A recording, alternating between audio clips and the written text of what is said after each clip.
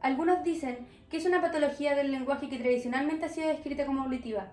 Otros la definen como la normal adquisición de todos, uno o algunos de los componentes fonológicos, morfológicos, semánticos, sintácticos o pragmáticos del sistema lingüístico.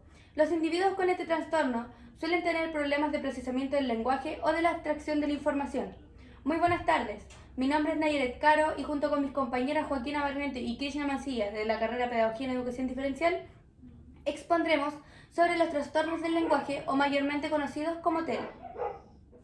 El objetivo de esta exposición es aprender y reconocer los trastornos del lenguaje, ya que es un diagnóstico con el cual trabajaremos como futuros profesores de educación diferencial.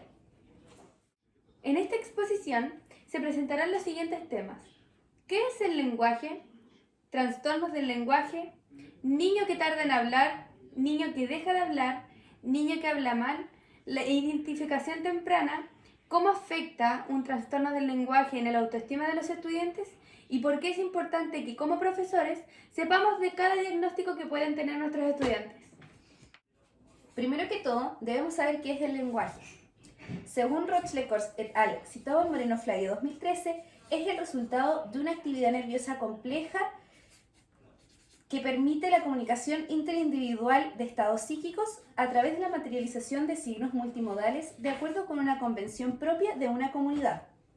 Además, es una herramienta importante del pensamiento y la acción, ya que regula la conducta. Y también es un medio para poder acceder a la cultura y a la información. Existen dos tipos de lenguaje. El lenguaje receptivo, el cual es la habilidad de oír y entender, y en segundo lugar, el lenguaje expresivo, que es la capacidad de ejecutar una comunicación simbólica. Los trastornos del lenguaje, o también conocidos logopatías, son los problemas causados por el daño en funciones motoras de los órganos vocales, o los trastornos de la anatomía, fisiología o neurología que afectan la transmisión del sonido o la formulación y comprensión del significado. Para que el niño tenga un buen desarrollo del lenguaje, es necesario que sea capaz de oír, ver, entender y recordar, y además haya en el hogar un adulto o persona que tenga un lenguaje más avanzado y sea responsable afectivamente, ya que si no hay una base afectiva ni estimulación, habrá dificultades en el desarrollo del lenguaje y la comunicación. Es importante saber el límite entre lo normal y lo patológico. A lo normal se le dice al uso adecuado de las palabras, de las formas gramaticales, del ritmo y la velocidad. Además, esto debe ir acorde al significado y a las necesidades expresivas de la frase. El niño que tarda en hablar, donde se encuentra el retraso simple del lenguaje, el trastorno específico del lenguaje, el trastorno del espectro autista, retraso mental, hipoacusia, la gemelaridad, hijos de padres sordos mudos y la privación ambiental extrema.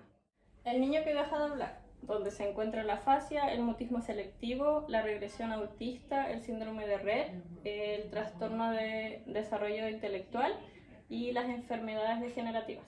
El niño que habla mal, donde se encuentra la tartamudez, disartría, dislalia, el trastorno prosódico y la voz nasal. Otros trastornos presentes en los niños son el semántico, pragmático, la dislexia y la hiperlexia. Identificación temprana. El detectar a tiempo desviaciones, aunque sean discretas en la evolución del mismo, permitirá establecer estrategias favorables para así poder evitar impactos a mayor edad. Si se hacen correcciones a tiempo, permitirá al individuo desarrollar la capacidad para poder expresarse y la capacidad también de controlar sus conductas y organizar pensamientos. ¿Cómo puede afectar un trastorno del lenguaje en la autoestima de nuestros estudiantes? En las relaciones con sus compañeros estará expuesto a burlas, por lo que ellos tendrán poca tolerancia y no le dejarán terminar sus oraciones o frases. Todas estas limitaciones impiden que el niño pueda tener una sana relación con los niños de su edad y su vida social se verá disminuida. ¿Por qué es importante que como profesores conozcamos el diagnóstico de nuestros estudiantes? El profesorado debe favorecer la seguridad emocional de los alumnos y cómo se sienten dentro del ambiente escolar. Es por esto que dentro del aula de clases deben de ser capaces de adaptar la enseñanza según las necesidades de nuestros estudiantes.